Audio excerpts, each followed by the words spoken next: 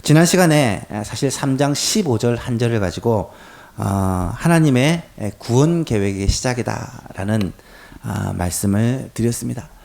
창세기 3장은 죄에 대해서 죄의 시작에 대해서 기록한 매우 중요한 장인데 죄와 또 그 결과에 대해서 우리에게 많은 것을 가르쳐주는 그러한 장인데 처음부터 순서대로 살펴봐야 되겠지만 가장 중요한 것을 먼저 말씀을 드리고 그리고 그 시각을 가지고 이 3장을 보았으면 좋겠다 싶어서 지난 시간에 먼저 이 범죄한 직후 하나님께서 계획하신 인간 구원의 계획에 대한 그 메시지를 살펴본 후에 이제 3장에 나타난 인간의 타락, 하나님의 말씀의 불순종함으로 죄가 사람에게 들어온 이 장면들을 함께 살펴보려고 합니다.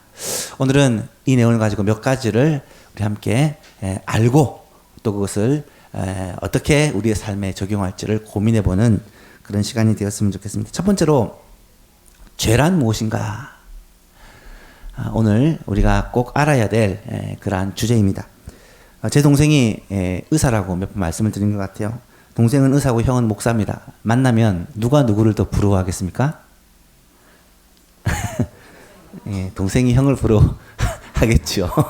그래야 정상입니다. 예. 의사인 동생이 목사인 형을 부러워합니다. 형이 어떤 면에서 부럽냐? 여러분, 의사라는 직업이 참 세상에서는 좋은 직업으로 알려져 있고 또 여러 가지 면에서 그렇게 존경을 받는 직업이기도 합니다. 그런데요, 의사가 사람의 몸에 대해서, 질병에 대해서 얼마나 알까?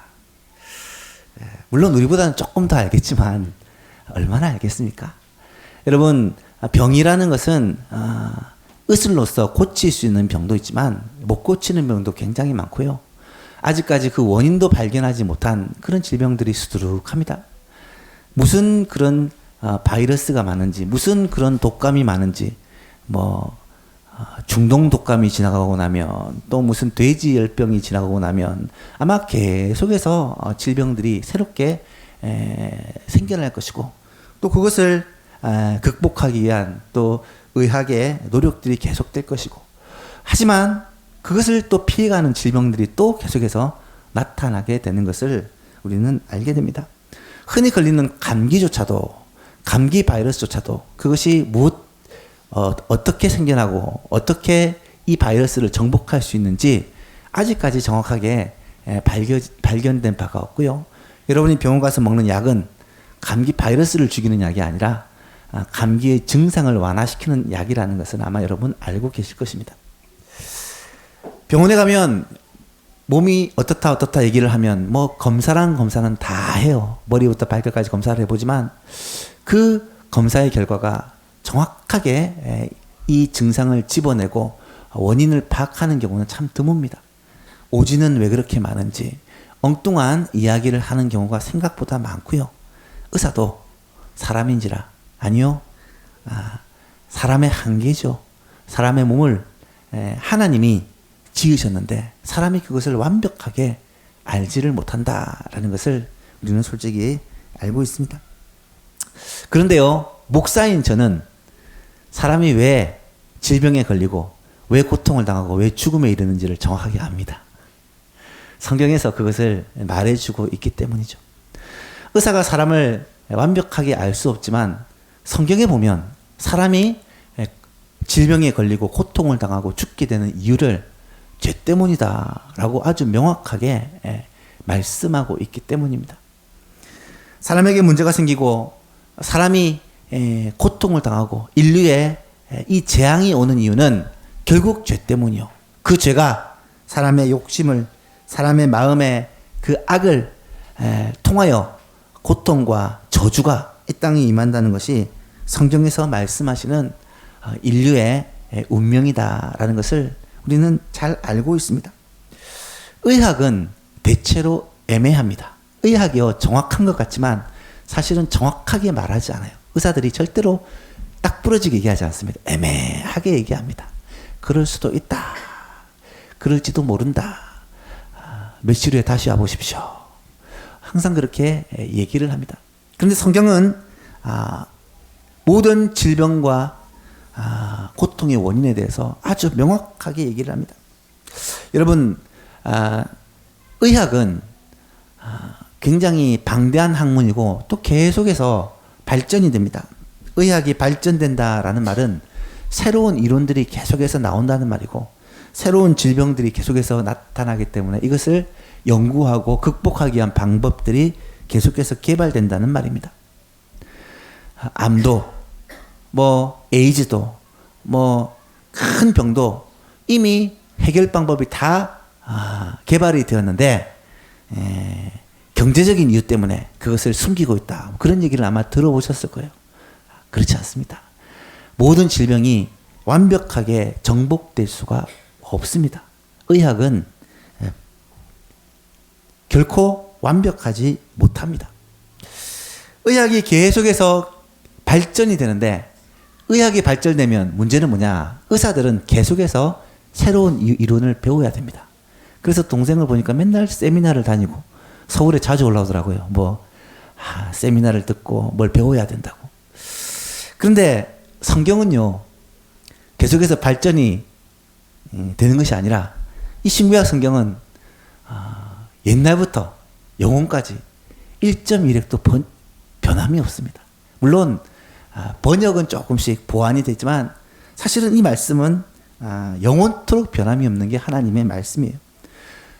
그런데 의학 서적이 더 정확합니까? 성경이 더 정확합니까? 성경이 훨씬 더 정확합니다. 심지어 사람의 몸에 대해서, 음식에 대해서 성경에서 연구하고 찾는 사람들이 많은데요. 성경에 나타나는 내용들이 너무나 정확하다는 것에 놀란다고 합니다. 여러분, 학창시절에 흔히 많이 들어왔던 맛지도라고 들어보셨죠?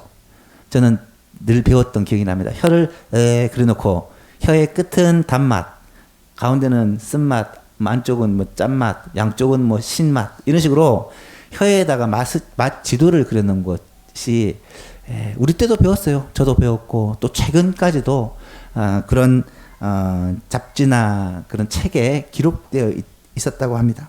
하지만 이 맛지도가 사실입니까? 그렇지 않습니다. 맛은 혀의 모든 부분에서 골고루 느낀다고 합니다.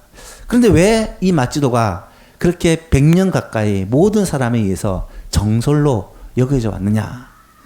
그 유래를 찾아보니까 1901년에 독일의 과학자 헤니히라는 사람이 혀의 맛지도에 대한 이론을 연구를 해서 유명한 잡지에 이것을 실었다고 합니다.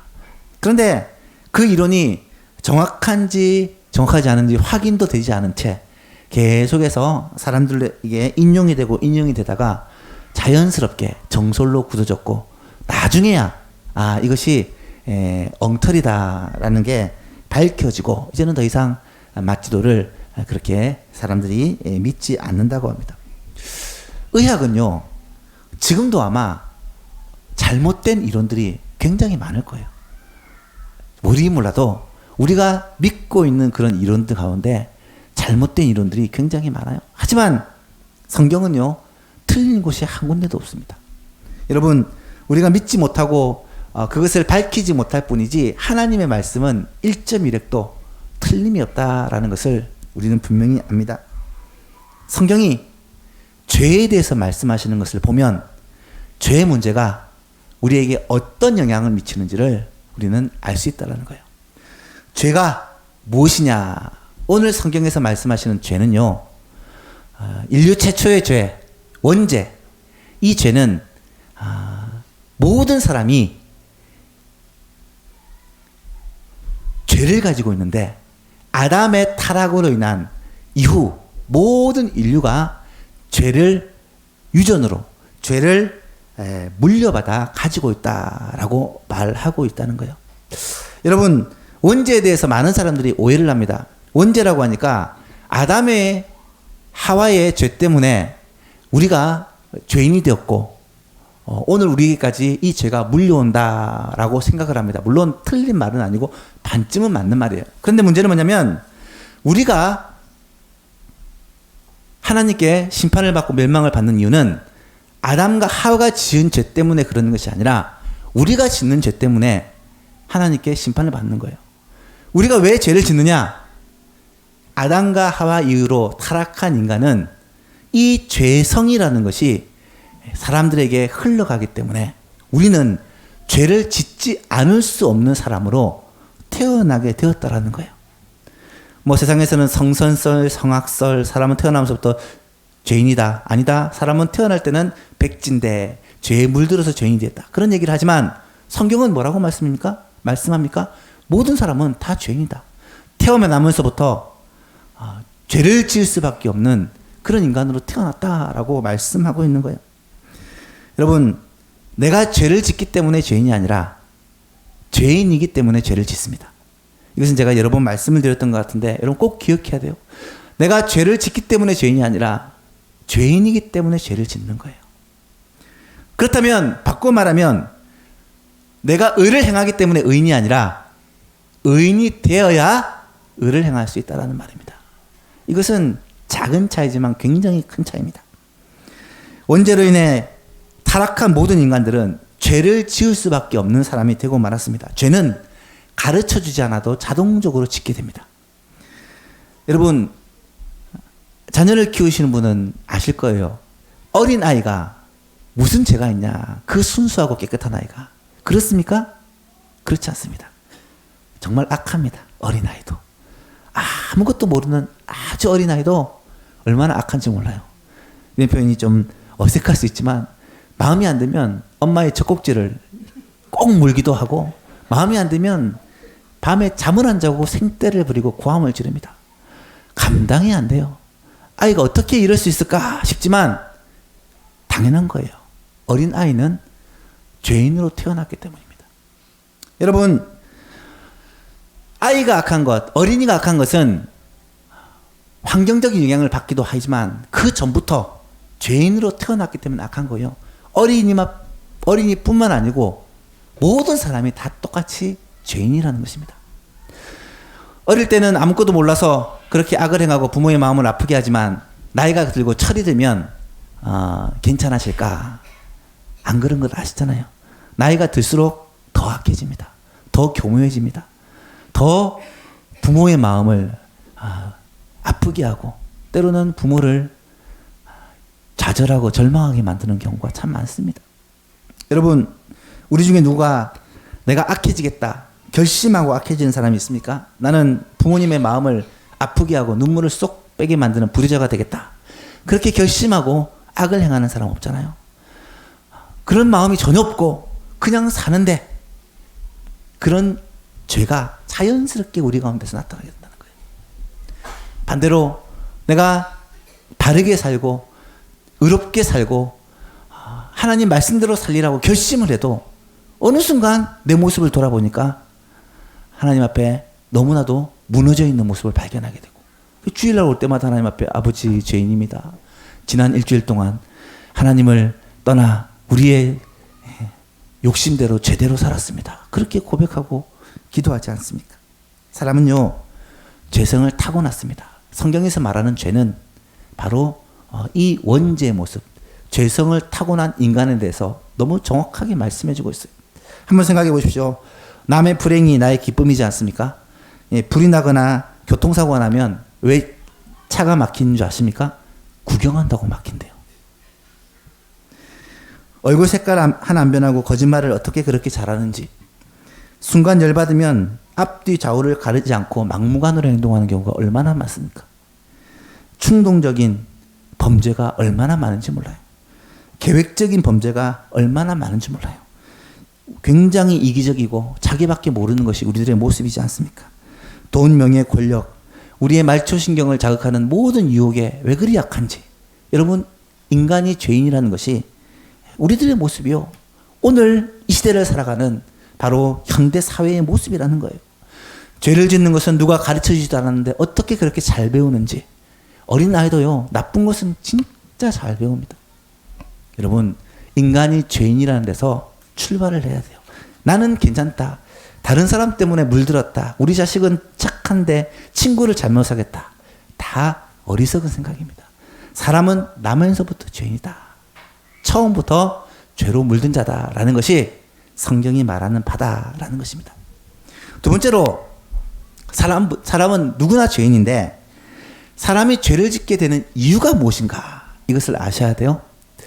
성경에서 모든 사람의 죄인이라는 것은 예수님의 구속사역 이전의 사건이라면, 자, 우리가 잘 알듯이 예수 그리스도를 믿음으로 말미암아 하나님의 자녀가 되고 죄 씻음을 경험한 우리들, 하나님 안에서 새롭게 거듭난 우리들은 죄인이냐 의인이냐 하는 문제예요. 이 부분에 대해서는 작년에 여러 번 말씀을 드렸기 때문에 우리가 예수 그리스도의 그 구속사역, 우리의 죄를 대속하신 십자가 구속사역을 통하여서 우리의 죄가 깨끗하게 씻음을 받았기 때문에 우리는 하나님 앞에서는 온전한 의인이다라는 것이 성경이 가르치는 거듭난 그리스도인의 현주소라는 거예요. 여러분, 아담 이래 모든 사람들은 죄인인데 우리는 그 죄의 문제를 해결함을 받은 의인이라는 건데, 문제는 뭐냐? 우리의 삶에 여전히 죄를 짓고 살더라는 거예요. 여전히 죄 가운데 살고 있더라는 거예요. 이 문제를 어떻게 해결을 해야 되나?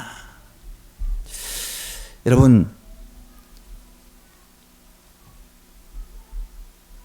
거듭난 그리스도인이 죄를 짓는 데는요, 두 가지의 이유가 있습니다. 성경을 보시면.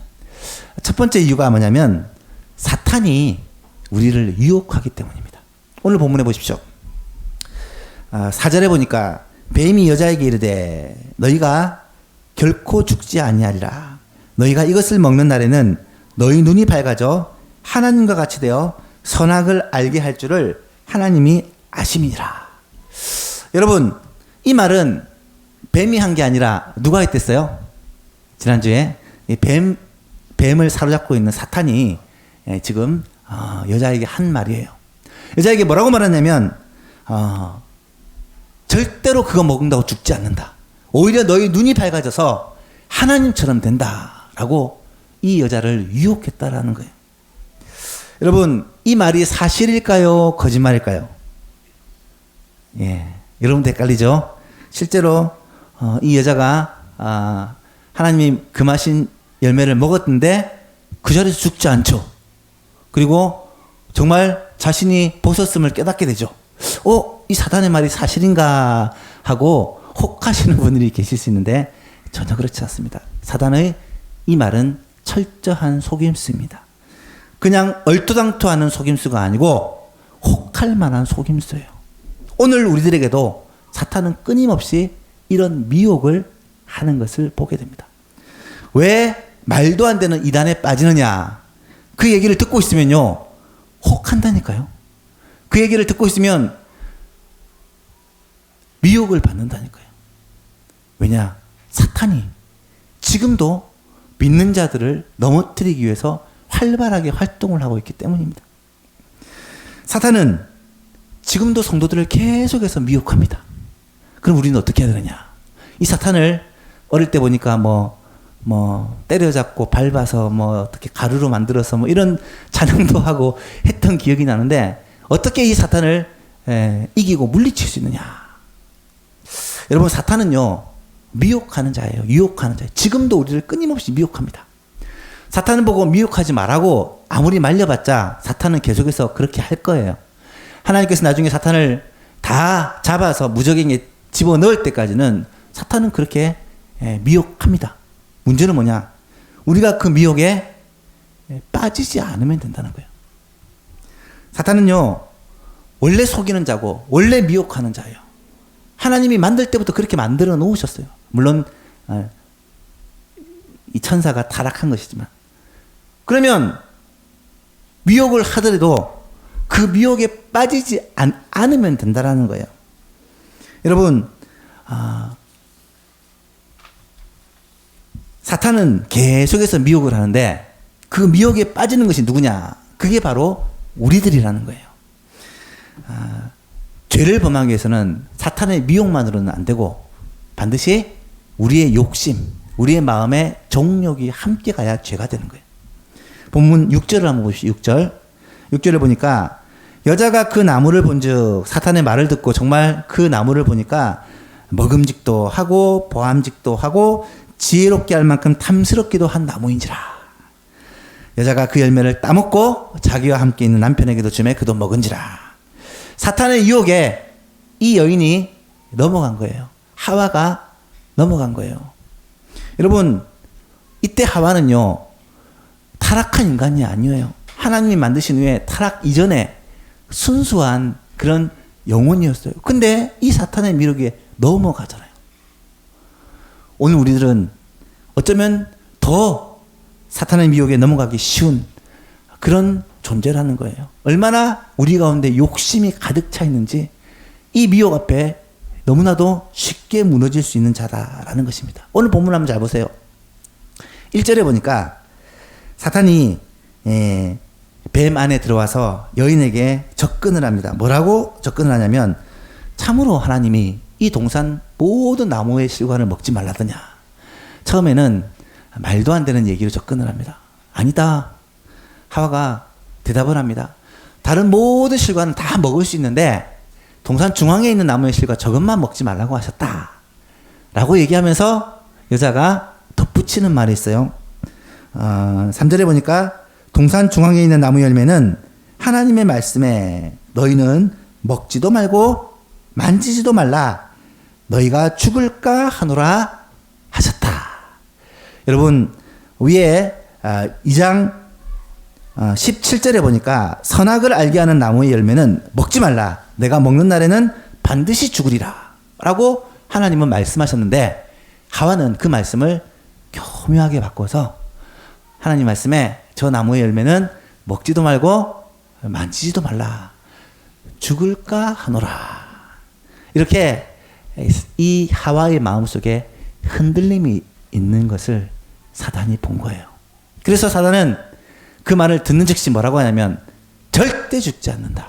절대 죽지 않는다. 오히려 저걸 먹으면 네가 하나님처럼 된다. 라고 아주 확신을 가지고 미끼를 던지죠. 그러자 6절에 보니까 이 하와가 나무를 탁 보는 순간 보암직도 하고 먹음직도 하고 지혜롭게 할 만큼 탐스럽기도 한 나무다. 마음에 욕심이 이 사단의 미혹과 결합하면서 죄를 짓게 되는 거예요. 여러분, 모든 사람에게는 욕심이 있어요. 오늘 우리들에게도 욕심이 있습니다. 욕심만 없으면 이 죄를 잘 분별하고 이길 수가 있는데 우리가 이 욕심 때문에 무너진다는 거예요. 십자가로 회복된 심령, 하나님의 자녀가 된 우리들에게도 여전히 욕심이 있어서 이런 사단의 미혹 가운데 흔들리게 된다는 것입니다. 성경에서는 이 세상의 욕심을 크게 세 가지로 말씀하고 있어요. 요한일서 2장 16절에 보니까 이는 세상에 있는 모든 것이 육신의 정욕과 안목의 정욕과 이생의 자랑이니, 육신의 정욕과 안목의 정욕과 이생의 자랑이니 다 아버지께로 온 것이 아니고 이 세상으로부터 온 것이다. 육신의 정욕, 안목의 정욕, 이생의 자랑으로 이 욕심을 설명하고 있어요. 육신의 정욕은 무엇이겠습니까? 식욕, 수면욕, 성욕, 모든 것을 내 마음대로 하고 싶은 인간의 모든 욕심들을 말하는 거예요.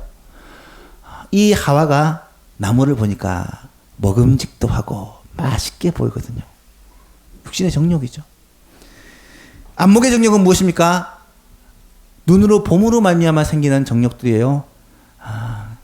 아름다운 것을 추구하면서 소유하고 싶은 마음, 가지고 싶은 마음, 먹고 싶은 마음, 누리고 싶은 마음. 이것을 여인이 쳐다보니까 맛있어 보이고 보암직도 하고 탐스럽게 보이는 거예요.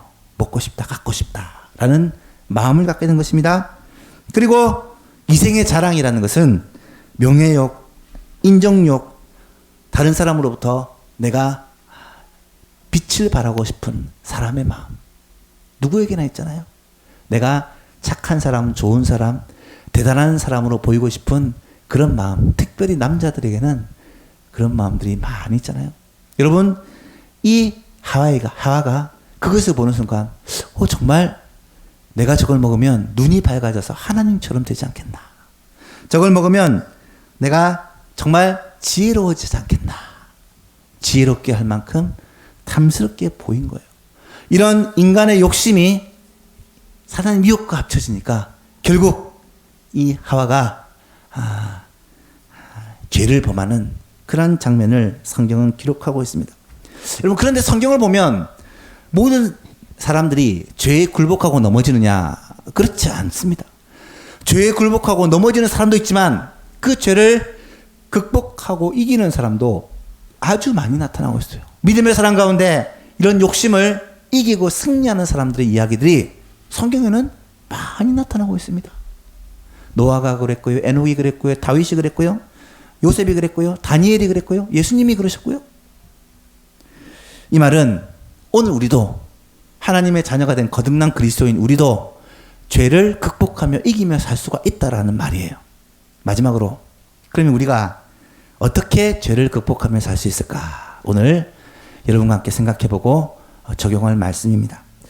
예수님께서는 죄를 극복하고 이기는 방법을 가르쳐 주셨어요. 첫 번째는 하나님의 말씀으로 죄를 물리치는 거예요. 두 번째는 성령의 인도하심을 따라 죄를 극복하는 거예요. 세 번째는 예수님께 꼭 붙어서 죄의 미혹을 이기는 거예요. 여러분, 죄는 이겨야지 결심한다고 해서 이길 수 있는 것이 아닙니다. 누가 그러더라고요. 죄는 묵상하면 묵상할수록 죄에 빠진다고. 내가 이 죄를 안 지어야지 하면서 지어. 정말 그래요. 어릴 때부터 부모님으로부터 상처를 받은 사람은 나는 아빠처럼 안 돼야지 하면서 닮아가요. 아시잖아요? 죄는 묵상하면 묵상할수록 죄를 짓게 돼요. 안 지어야지 하면 이길 수 있는 게 아니라는 거예요. 어떻게 이길 수 있느냐? 분명히 말씀해요. 하나님 말씀 붙잡는 것이 죄를 이기는 방법이에요. 성령의 인도하심 받는 것이 죄를 이기는 방법이에요. 예수님께 꼭 붙어 있는 것이 죄를 이기는 방법이라는 거예요. 성경이 너무도 명백하게 말씀하시는 그 방법들을 우리가 붙잡고 살면 실제로 사탄의 미혹이 있고 우리 가운데 욕심이 있지만 우리는 그것을 얼마든지 극복할 수가 있다는 거예요. 그런 능력을 하나님께서 우리 가운데 주셨기 때문이에요. 성경을 늘 인용하는 말씀이지만 너무 중요한 말씀이네요. 또 한번 읽어볼까요? 시편 119편 9절에서 11절 말씀 같이 한번 읽어봅시다. 시작.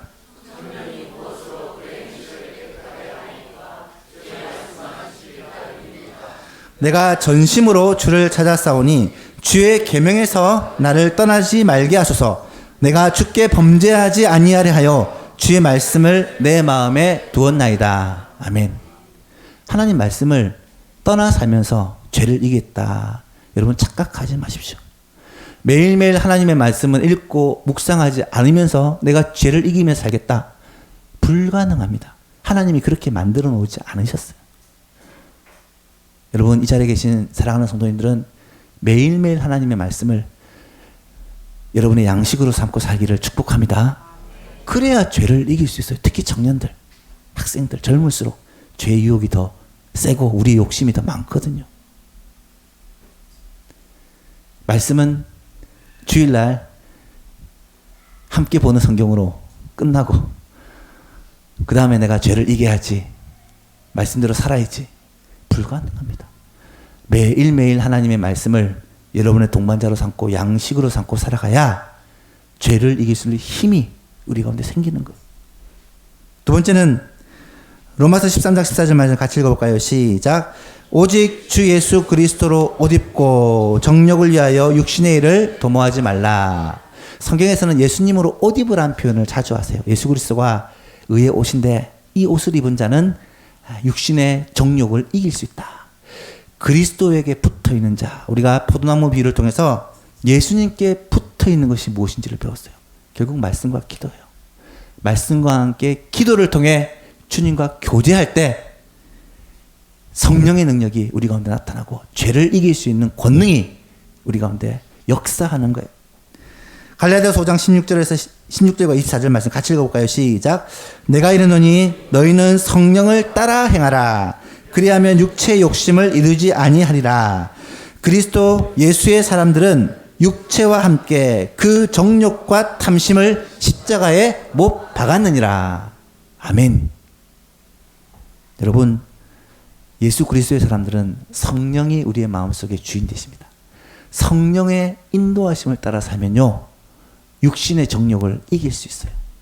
성령의 인도하심을 따라 살지 않으면서 육신의 정욕을 이기려고 아무리 애를 써도 우리는 무너질 수밖에 없습니다. 우리 안에 계신 성령님은 내 마음과 생각을 주장하시고 내 삶을 인도하실 것입니다. 죄의 자리로부터 우리를 지키시고 죄의 미혹이 우리 가운데 있을 때 이것을 이길 능력과 힘을 주실 것입니다.